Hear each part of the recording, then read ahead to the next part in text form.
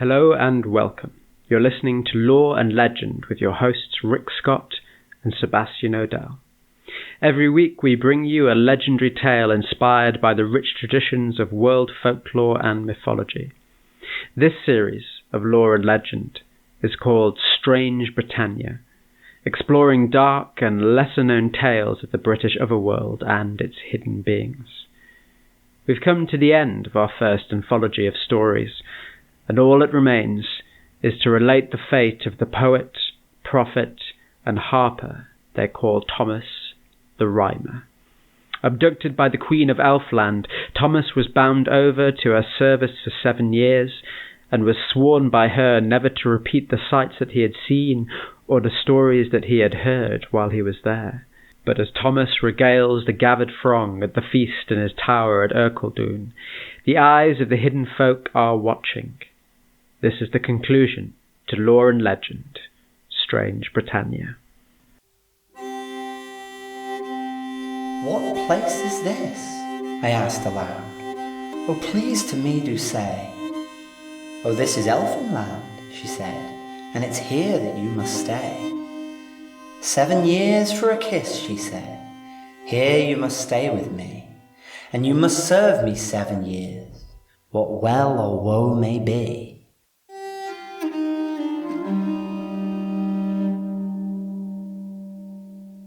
So Thomas came to dwell in Elfland.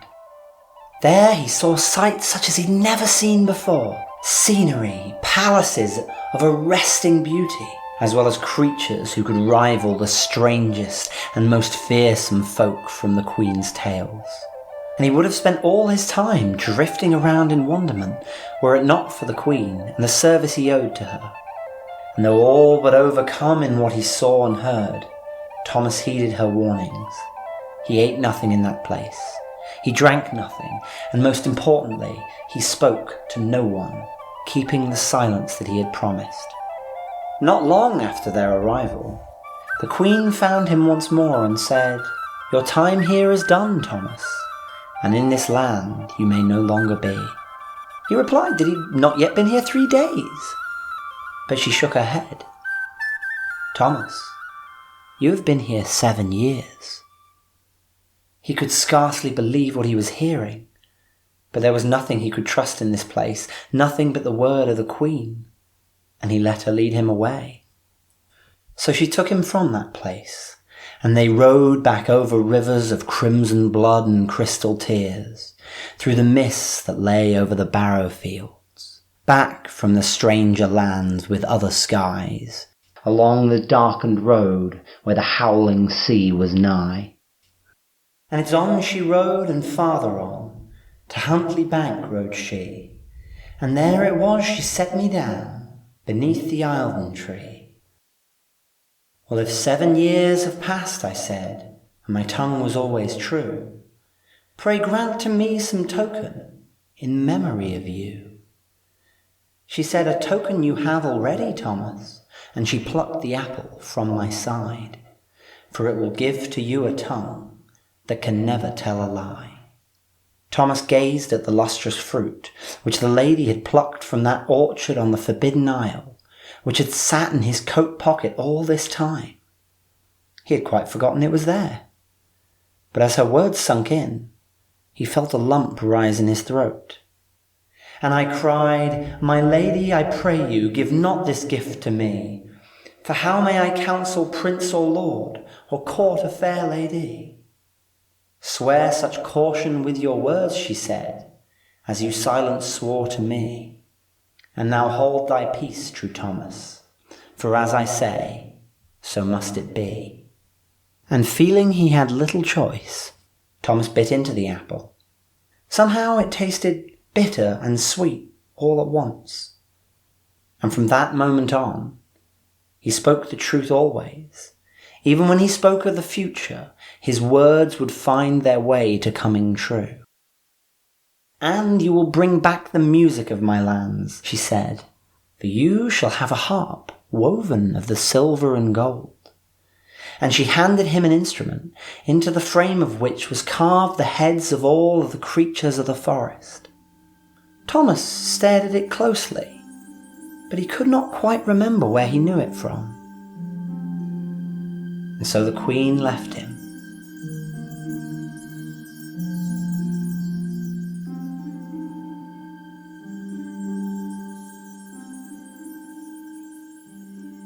Thomas blinked.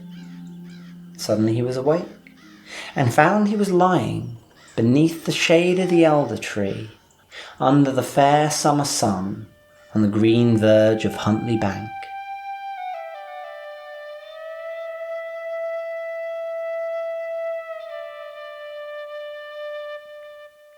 So I received a tongue that tells all true, and a golden heart that sings. But I was told to never speak these things that I had seen.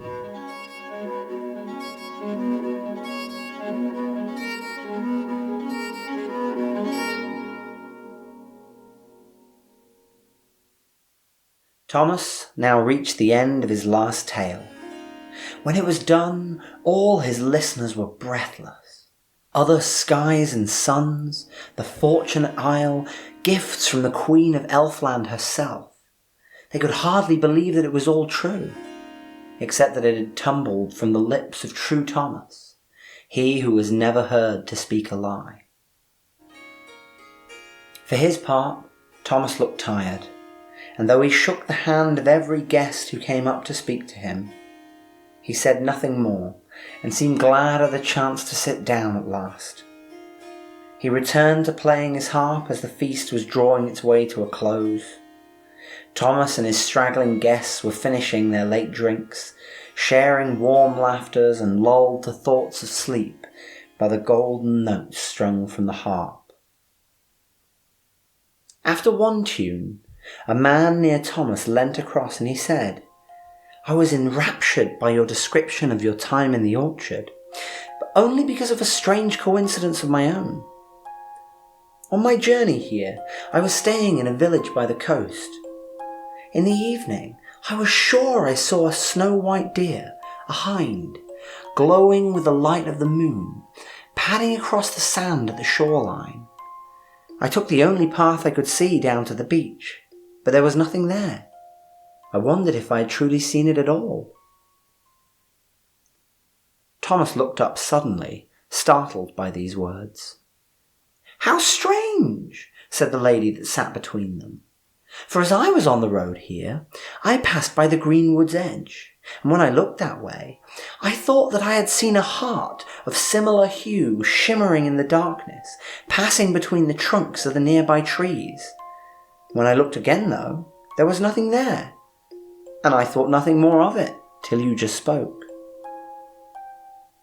And then ripples of conversation spread from there outwards, across the room, and it transpired that every member of the assembled party had seen a white deer on their journey to Ercildoune. Either a hart or a hind, but always a pale and ghostly glow to their hide, like they were emanating moonlight. They were down at the banks of a river, or at the base of a cliff, or appearing for the moment on the rocks at the top of a hill. Thomas said nothing, but his face ran white. He rose slowly and walked unsteadily to the window. As he did, the moon emerged from behind the clouds and cast its glow upon his face, which still looked surprisingly youthful for his many years. Thomas took a deep breath, and then he smiled a rueful smile. The guests had the sense that something was happening, but couldn't say what it was. And then there came a sudden and fierce knocking at the parlour door, and in came a page, his face a mask of confusion and anxiety. "My lord, there is a great commotion out in the courtyard. All the townsfolk have gathered outside, amazed beyond all measure, for there's—" But Thomas silenced him with a raising of his hand. He took his harp onto his shoulder, and he walked down the hall towards the page. The room was silent, all eyes on Thomas. At the door, he paused and looked about him at the timbered roof and the great hearth place, and he touched one hand to the cool grey stones, as if silently bidding them goodbye. And then Thomas of Ercildoune went out into the moonlit yard. 2 snow-white deer stood there in the light of the moon, a proud hart with its antlers held aloft beside a similarly radiant hind, both pacing gracefully across the courtyard towards the hall.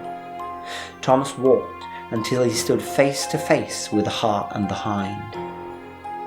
And then together, all 3 turned and began to walk away from the castle and out into the deep mists of the moor, toward the place where the high river cut through the land.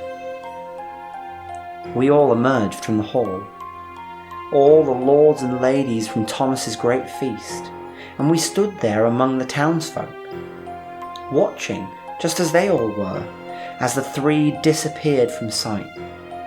Though the spell broke when they disappeared behind the brow of a hill, it was too late. From the tower to the river and across the open country between, no trace of Thomas, the hart, or the hind still remained. They had vanished. And no more was ever seen or heard of Thomas the Rhymer in these fair lands. Some say that there shall never be again, though others are certain that there will come another day that true Thomas is returned to the Ercildoune tree.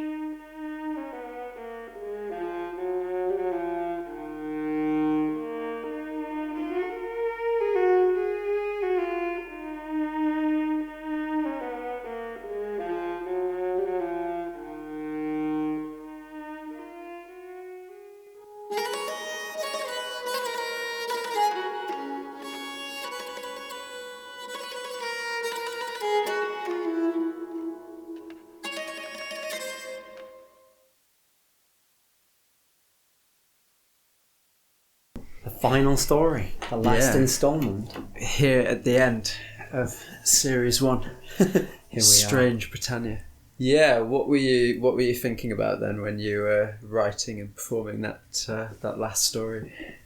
In the most basic telling of the tale, Thomas is at his feast, and the hart and the hind show up. He walks away with them back into Elfinland, and there are versions in which the hart and the hind are seen beforehand, and I liked the idea of there being certain sort of portents of Thomas's departure from Middle Earth, if you only know how to look for them.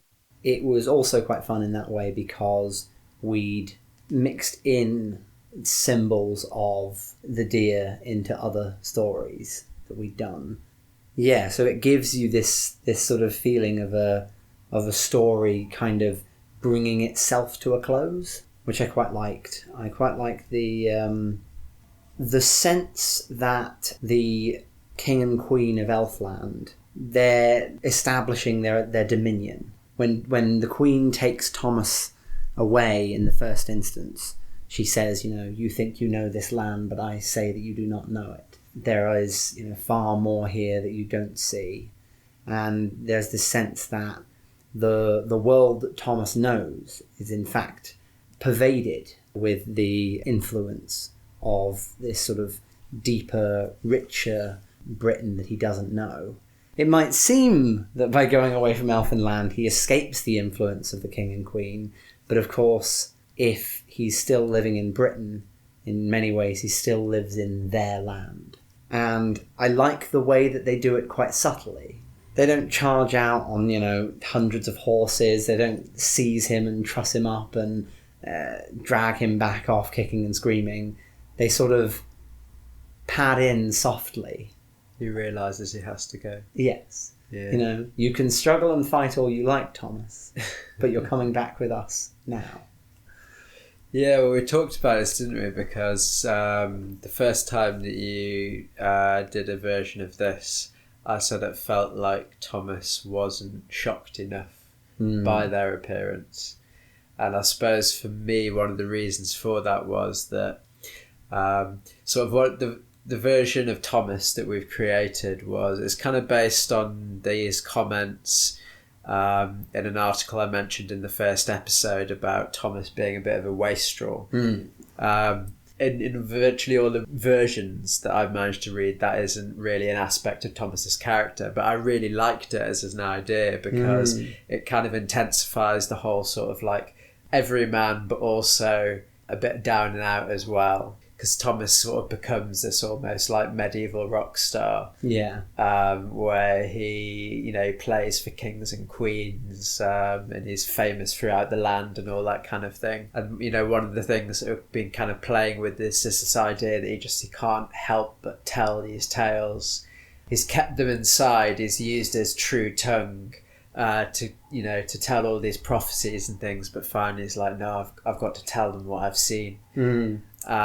So I mean, it sounds in many ways like you had the notion of him like an actual rock star, kind of elevated to fame and fortune beyond, like, prior to maturity, and just I'm king of the world. I'm telling all these tales. I'm great, and I've got these stories that I'm not allowed to tell, but hell, I'm going to tell them anyway. Yeah, that sort of sense of hubris, like not just the feeling that he has to do it, but also that maybe by now he kind of thinks he's going to get away with it, and then the Hart and the Hind appear, and he realizes,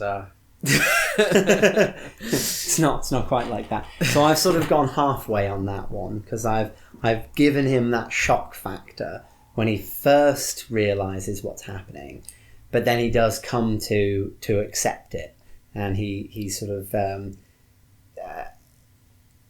becomes sort of content, or he resigns himself to that fate.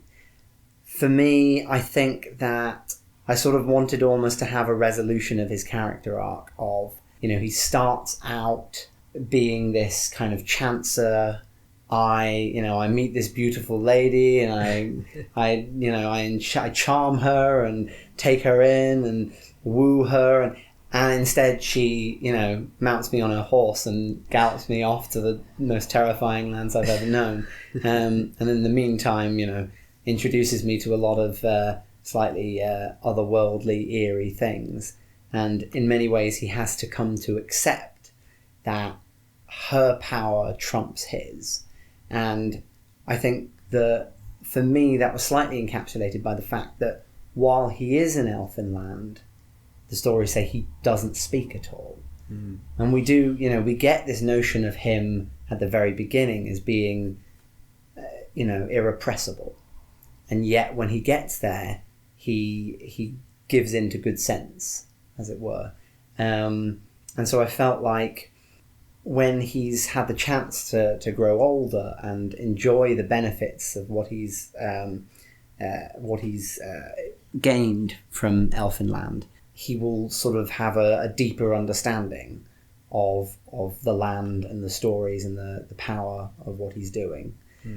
But I think you're right, that there is an element where you want to give a little bit of quaking fear to Thomas as he's about to be led out of that place. It's not just, yes, here it is, at long last, the ship to carry me across to the Grey Havens. Well, yeah, I mean, that's the thing, isn't it? Is this a punishment, or is it... Because there's the two interpretations, aren't there? That like, it's that he's returning to Elfinland. He's almost, we talked in one of the previous episodes about this idea that people who touch the Elfinland almost become part of it. They almost become fae or fairy in themselves. So is Thomas going home? Or has he violated the Queen's trust, and is it therefore like a suggestion that maybe he's not going to enjoy what's waiting for him? I did quite... That sort of idea that he was sort of going home was sort of playing in the back of my mind, in the sense that he's lived with this knowledge of Elfinland for decades, or however... In fact, I don't know how long he spends out back, but he certainly spends long enough to become this rock star character who's well known throughout the land. Well, he even appears in some versions of other folk stories or ballads. Is it Sir Walter Scott writes lots of sort of kind of like verse versions of Scottish myths, and in some of them Thomas the Rhymer shows up as part of the action, so I very much enjoyed that. Yes. But yeah, so I sort of felt like in himself been this element of Fae living. You know, he'd been exposed to all of it and he couldn't tell anyone. He's now going to the place where everything is like that, where he doesn't hide that and sort of keep it entirely to himself. I think at the end, in the story, at the end of the Hart and the Hind, when everybody is seeing Thomas leave, I took the conscious decision of having the lords and ladies go out into the square and sort of mill there around where all the townsfolk were as they all kind of watched Thomas leave. And there was a slightly conscious decision in terms of wanting the event of Thomas's departure to be a slight sort of social leveller. For two reasons. One, because Thomas is a sort of national Scottish hero, which kind of gives you a sort of, for, you know, the fate and the fate of our land and its heroes is something that reaches beyond sort of class boundaries, and is something that is an inspiration and possibly in this case a tragedy for everyone in the same way. But also to refer back to the theme I tried to play on earlier, that in the face of the powers of Elfland and the king and queen, our sort of social relations, our hierarchies become a little bit irrelevant.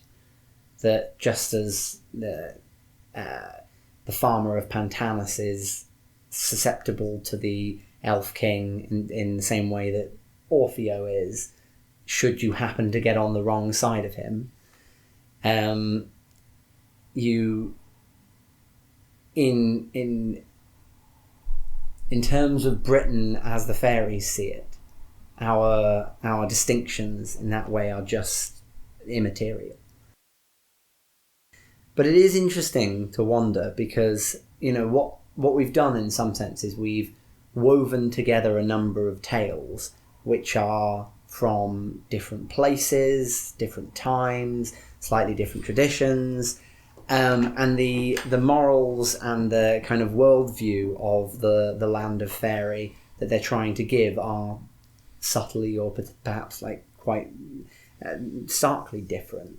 And we've kind of put them in one world where the Queen of Fairy rides Thomas through it all. In the world of the Dark Tower, where the Lord of Elfland reigns over the Hidden Kingdom, whatever was waiting for Thomas would not be nice.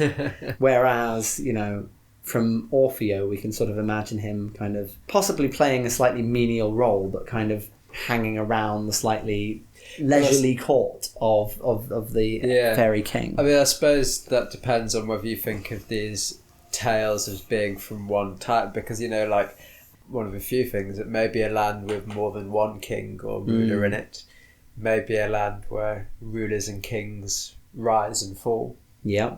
So I'd kind of approach that in that sense of, like, we weave the tales together and it's glimpses into this other world, and, you know, the exact geography and history is never precise. Well, I think that fits with the subject matter. You know, these are things slightly beyond our ken. Yeah. And their magic and their stories work in ways we don't quite fully understand, and so are always going to seem slightly move like slightly differently to each other. When I think about the power relations and the relationships between characters within Elfinland, I do sort of like to imagine a slightly chaotic power structure where ultimately the will of the king or queen of Elfland will come to prevail, but many different agents have their own quite starkly different agendas. They don't really they attempt not to cross paths with each other too much. Well, some versions of the True Thomas tale, and one of the reasons that Thomas shouldn't speak while he's in Elfland is not supposed to draw the king's attention. Yes. Because he's sort of, in a lot of versions he is the queen's lover as well. And in fact, I found one ballad recently, or one, I think it might have been a more contemporary one, but anyway, there's basically one where it makes it clear that in his 7 years or 3 days in Elfland, he was in the Queen's bed as well as in the land. So no wonder the time got away from him. And that idea is also present actually in Shakespeare, isn't it? A Midsummer Night's Dream. Yes. Is all about the king and queen of fairyland being at odds with each other. Yes, well, I sort of had that in the back of my mind when doing Orfeo. I didn't really have the space to develop the queen's character at all, but I did sort of imagine the king's ploy to lure Herodes into his kingdom was sort of something he probably kept hidden from the queen. Yeah. Just as she lures strange, minstrels from the Scottish borders. So he goes and finds, and but again, yes, that is something that we get in Shakespeare. This slightly like a game between the king and queen, where they slightly attempt to one up each other, and they subvert each other's will, but ultimately they do rule together, despite the fact that their agendas don't always match up. Yeah, it's interesting what you're saying about presence of this other world, the king and queen's dominion over it. The thing that really captured me in the set of tales that we've done, and which I hadn't really lined up before we did it, was this central theme really of Elfland and the Elf Lords, you know, putting together Thomas, Childe Roland, King Orfeo, Greysteel. I think that's probably the one that maybe a lot of people haven't heard. Then the Lady Isabel ballads. You do kind of get this idea of the fairies, but then there's a version of fairies or the fairy world called Elfland, and it wasn't really something that I'd really come across before. This idea of it as being quite a sort of like a solid concept of Elfland does seem to be something that hasn't been talked about or used a lot recently. But I think in the past people were a bit more aware of it. Because there is I found references to, and then went and read a piece of fantasy literature by one Lord Dunsany, which is apparently supposed to be quite an influential fantasy novel at the time. It was kind of rediscovered a little bit around the 80s or something, and was probably one of Tolkien's inspirations. And it's called The King of Elfland's Daughter. And I have heard of that, and I don't know why, but what he does is he writes like a novel length story, which is very much sort of infused with the sort of storytelling kind of style. And it's all about Elfland, and it's almost like he does that. He brings all of these kind of like clues and bits of folklore about Elfland and weaves it into a sort of a more coherent kind of like fantasy concept. So we have this the characters cross, what he calls the border of twilight, or the veil of twilight. He calls our world the fields we know, and you go across to these unknown fields. That does have echoes of Tolkien with Frodo and Sam getting ready to leave the fields that they're familiar with at the borders of the Shire. Sure, yeah. And so you've got this more coherent idea of the elves and the elf lords in that story, kind of brought out of this folklore, and then it ends up in sort of the Lord of the Rings, doesn't it? Yeah. As a sort of like a very sort of magical and noble race, rather than the elf as kind of mini fairy thing, which is the other sort of where you might know an elf, like little elfin people. It is, as an entire aside here, it is interesting to me the way that Tolkien paints the elves, because in all British folklore they are slightly sinister, if not if sometimes entirely sinister, but sometimes just a little bit, and removed and secretive, and he does sort of paint them as kind of aloof, but they're very much kind of almost like of a higher order. Something I was going to say about the king and queen in their forms as the Hart and the Hind when they arrive, is they sort of reinforce that idea of their power pervading the lands that we know, the fields we know. The symbol that they're using here is deer, and in medieval Britain, deer would have been everywhere, and it's sort of the familiar and the commonplace holding part of the power of the strange and unknown, because there are folklore connections with deer, stories that have them as the fairy cattle. I was reading some research done by a folklorist called Amelia Starling, and she found stories in the Highlands where fairies actually suckle from the deer, and in return the fairies keep the deer safe. And when hunters go to catch the deer, frequently they might get elf shot. Right. And that prevents them from hunting the fairies' blessed deer, as it were. Mm. You have that sense of the familiar and ordinary animals of our world are still kind of imbued with the influence of the fairy lands, just as a sort of kind of background reminder that we're always here. Mm. Yeah, well, I think there's kind of a lot of stuff bound up in that, isn't it? I think the hunt, and then therefore the deer is a very big cultural symbol. The hunt of something that is to be striven after, and something that was like elusive. Yeah. So, I'm definitely aware of instances where authors used the deer, the hart, as an allegory for Christ. This thing that you constantly had to hunt for and search after, hidden and secret powers of nature as well. Yes. The occult, and again, we talked about all the sort of the secret passages and the boundaries and things, and there's almost this way as well. Like you follow the deer, the hart into the wood, and it takes you somewhere else, almost without you noticing it, and you go on a journey. Yes. As at least one of our characters does. Yes, yeah.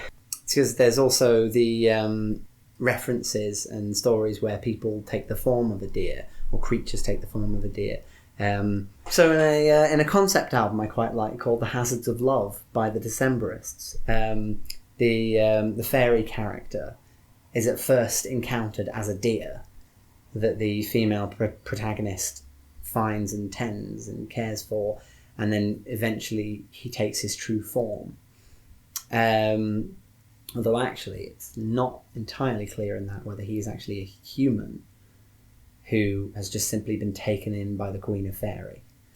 Sense of the transformations being related to the transformatory kind of like aspects of spirituality, myth, legend, and stories themselves, and something very like elemental about like desire seems to play a huge role in a lot of these tales, of talking about these glancing meetings between our world and the fairyland or the elfland. It's almost it does seem to be desire that draws people across that border, Yes. Whether it's the the deviant, murderous desires of the outlandish knight who wants to drown maidens in the ocean, or he's willing to go a long way to do it. Yeah. And the elf, the elf king and the elf queen sort of taking human lovers, and actually that meeting between like humankind and a mystical race is comes up in the deeper mythology of these tales as well, like the sort of the biblical tale that we mentioned about fallen angels procreating with human beings, and that comes up in a few other legends as well as being sort of the origins for sort of these creatures, some of these creatures. In this series we've woven together like a selection of different tales. In the original tellings, what we are told that Thomas does sing about at that feast is what he actually sings about is the legends of King Arthur and Tristram and Isolde and all those kind of things. So we've taken things in a slightly different direction out of a desire to explore slightly less well-known aspects of British folklore. But there is again this thing about the identity of this other world, because Elfland and its rulers doesn't immediately speak to you perhaps of the names that we instantly associate with King Arthur and that kind of thing. Avalon, Morgan Le Fay. But actually if you start digging into it, there are possible crossroads and parallels, which is something that we also tried to sort of inject into this tale. So we have Thomas reaching this island guarded by grey steel, because in his story he's in something called the Forbidden Country, which sounds a lot like the sort of the mystical fairyland as well. And then sort of crossing that with that they go to an orchard, and Avalon is supposed to be a blessed isle of trees. And Avalon, one of the etymological suggestions I've seen of that is that it is the land of the apples. Yes. So kind of like weaving all of those things together, and Morgan Le Fay often in a lot of like tellings and versions ends up almost sort of being like a power unto herself, and is in a lot of contemporary versions is sort of portrayed as like being a druidic princess or priestess rather. So but if you start talking about Elfland, then there's kind of the idea of powers much bigger than possibly Morgan Le Fay, or thinking of Morgan Le Fay as another elfin queen, Yes. It was interesting. There was something I was thinking about with regards to that, because one of the things you do on this podcast is you talk to Tim Ralphs. He was one of the people who ran and founded the Story Forge. And when he was last at the Story Forge, he did an Arthurian story about Morgause, the sister of Morgan Le Fay, with the death of Arthur and him being led on to Avalon. It made me think at the time, the Christian and the pagan. Arthur is supposed to be this great British hero well into the time in which Britain became a Christian land, but he's led off to Avalon, which is, it is the Fortunate Isle. It is the sort of home of quite sort of elfin powers. So you have a sense of reinforced pagan identity at that conclusion. And I think it's something I was thinking about a little bit at the end of Thomas's tale here. We've spoken a bit about the way that Christian tales have a very kind of good against evil sort of structure to their stories. In this one, we have almost a balance restored. There's a rule that you mustn't break, and you broke it, and the powers of the land will come back to punish you for it. And the final act is not, is not that triumph of the heroic character making his stand. It's of the powers of the land being recognised again. And so the fact that we had done a lot of allusions to Arthur did kind of make me sort of inwardly smile. The powers of nature being the ones that really truly hold court. Yeah, I suppose mythologically, like, it's almost like the insistent power of nature. You have this Christian legend, but quotation marks, paganism or natural powers of the world keep asserting themselves as almost like the suggestion as well you think you're going to heaven, but at the end of the day, actually, maybe it's necessity, maybe it's nature, maybe that's where the true power lies. Yeah. So in the end, you find yourself on the ferny way to Elfland. I guess we could talk about whether we've enjoyed it. I mean, yeah, I've enjoyed it a great deal. I feel like I've probably learned more than anybody else out there. It gave me a renewed opportunity to go to the library to get books on folklore out, of which many of them weren't very useful. Some of them do just want to tell you about all of the fairies that are out there and what you must do in your own garden in order to see them, and etc. But there are some really interesting resources out there, and I mean, definitely supplemented by a healthy dose of Wikipedia. When I needed specific information, I didn't want to have to go to other regional libraries to find it out. But that was nice, and it gives an area of focus for creativity, because you've got a raw material to work with. That's another thing I was going to mention about storytelling, is because storytelling itself is an art. One of the really helpful things about having non-copyrighted material is that you can be creative, but you can focus on, how am I going to deliver this, rather than having to invent a new world from the bottom up. I mean, I wanted to get a lot of I've researched so many stories and things during my time as a student connected to the research that I was doing, and unfortunately, again, talking about geography, I just haven't had the time or the ability to constantly be rehearsing stories and then trying to go around lots of folk clubs to tell them. So, I really enjoyed being able to do that creative work on the story and the performance, and having somewhere to put all of that energy and enthusiasm. So it's been really good for me.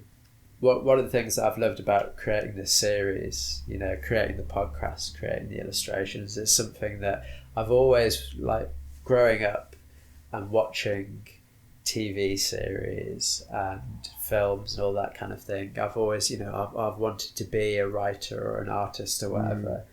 And obviously you grow up and you try to do those kind of things, but you realise very quickly that unless you're incredibly lucky, unless you become J.K. Rowling or become one of those writers who gets into the writers' rooms on one of those shows, you don't have access to you don't have the ability to make your own TV series. No. Or even to get, there's, again, it's a very particular mindset where, to be successful as a storyteller, I will have to create a manuscript and send it to an editor who will have to want it to then publish it, and all these kind of things. And I suppose that's one of the great things about podcasting as, sort of a new medium, is that it's a form of self-publishing. Yeah. And a DIY punk aesthetic. We've got going for us. But it's almost like that's a technological thing coming together with, storytelling. Yeah. Storytelling, you went and told tales to your family in the pub and all these kind of places. Yeah. And so now we've created our series, our little canon. We've got this kind of like creative ownership of something. And all you needed to do was to be able to do a bit of writing and to use your own voice. Yeah. Some purists don't even want to do the writing part, you know, they'll just literally stand there and use their voice and their... Yeah, it's not real storytelling if you wrote it down. But it did occur to me that I do know, in fact, the exact moment when I realised I wanted to do storytelling, which was I was on a camping trip with some friends, and, you know, I had done... In fact, no, at that point I don't think I'd done even any short story writing. I'd done writing of books that never went anywhere.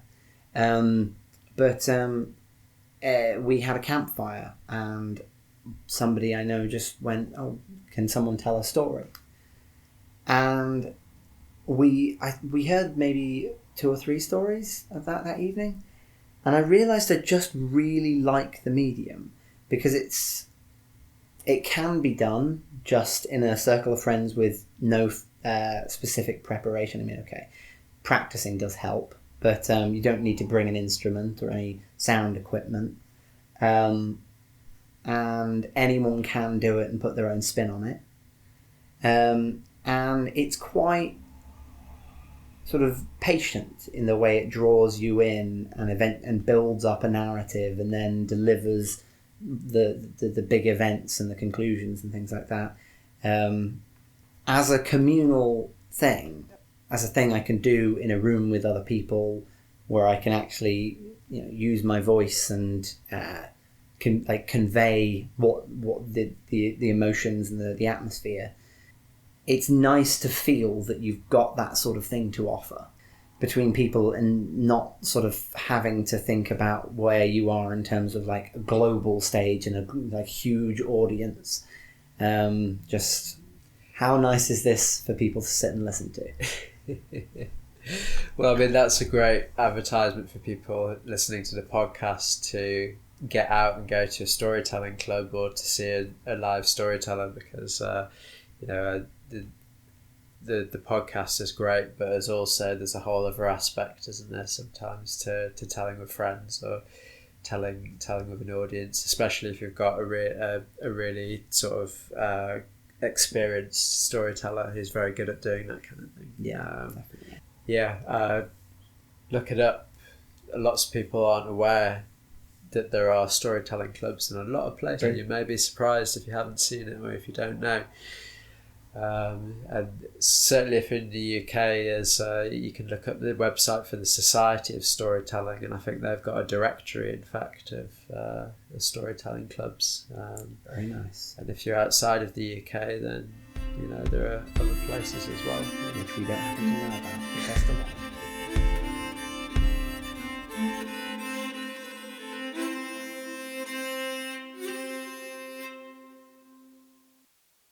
You've been listening to Lore and Legend, Episode 10, The Hart and the Hind.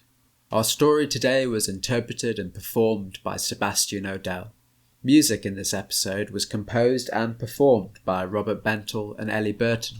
Additional music was sourced from Derek and Brendan Feister on Bandcamp, and music and sound effects from the community at freesound.org. This concludes our first series of tales. It's been great fun for us, and we really hope that you've enjoyed the journey so far.